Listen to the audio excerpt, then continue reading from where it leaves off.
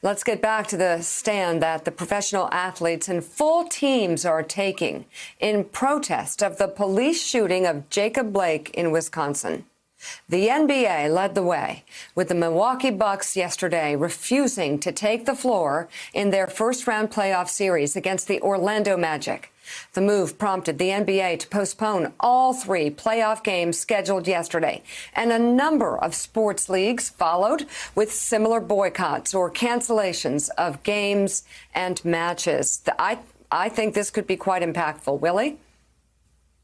No, there's no question about it. John Howman, you and I are big NBA fans, been to a bunch of games together over the years. To have LeBron James, the Los Angeles Lakers, and to have the Milwaukee Bucks, led by Giannis, and all the biggest stars in the game walk out, step out, and say, we're not playing until something changes. There have been early reports that the Lakers and the Clippers are in discussions of boycotting the rest of the season, forfeiting a chance to go get another title, which is what these guys all play for. How big a deal do you think this is? How big a deal can it be, especially, obviously, if they yank the whole season?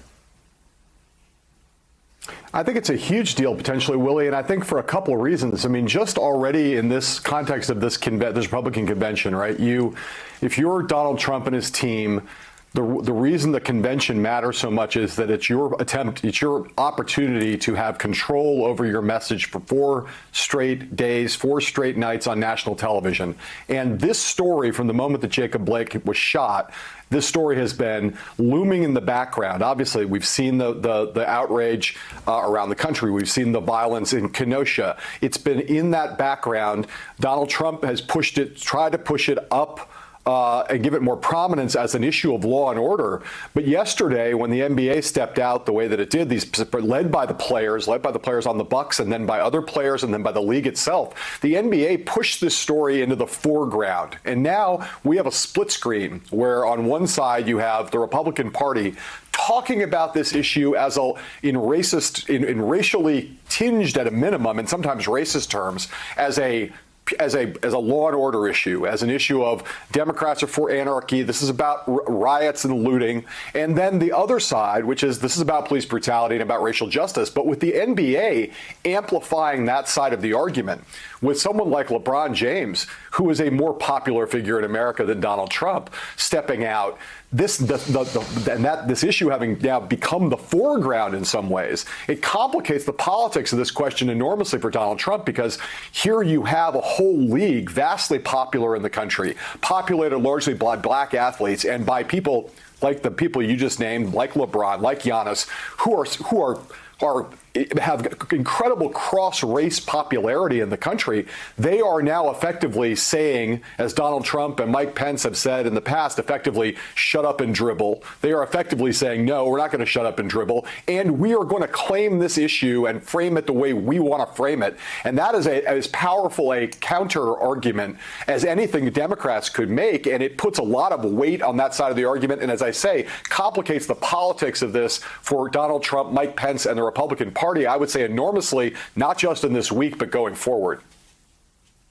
Yamiche, the NBA has been out front on these issues, led by its players for years now. I remember after Eric Garner was killed, they had the I Can't Breathe T-shirts in Brooklyn, and players across the league wore them.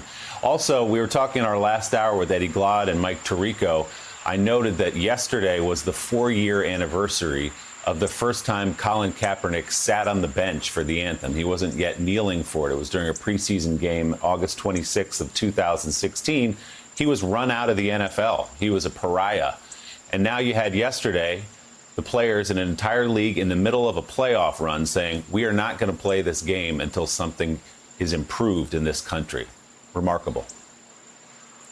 It's remarkable, but I should tell you, African Americans have been fed up for a long time.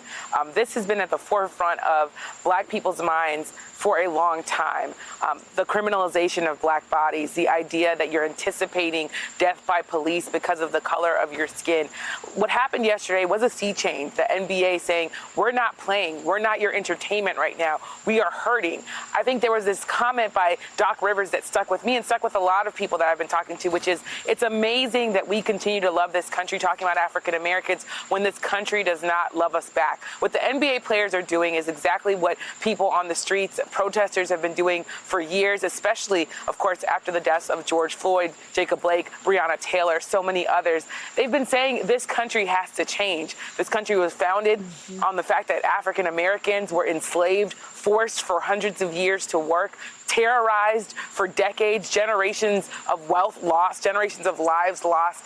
And here we are in 2020, and people are saying, what gives? When are we going to see some change? I think that a lot of people are watching, of course, the Republican National Convention, and there's been a lot of frustration because we've heard a lot of support for law enforcement. We've heard a lot of people saying there should not be violence in the streets, but we have not heard the names of the victims of police shootings. We have not heard the names mostly of people who have been terrorized, frankly, by the police. There have been some mention of Jacob Blake, some mention of the fact that there's racial strife in this country, but I think this is reaching a fever pitch during the RNC for a reason. It's not a coincidence that this is happening while you see people like Mike Pence talking about the fact that if Donald Trump is elected, you will be safe, and that if Joe Biden is elected, somehow your safety will be taken away. So I think this NBA thing, this NBA boycott, it might really change some things, but I think there are a lot of people who are still really scared that maybe things won't change, that maybe this will just be a fleeting moment, and we'll talk about these things, and then we'll go back to a life where black people are still killed at higher rates than white people by the police. Thanks for checking out MSNBC on YouTube, and make sure you subscribe to stay up to date on the day's biggest stories. And you can click on any of the videos around us to watch more from Morning Joe and MSNBC. Thanks so much for watching.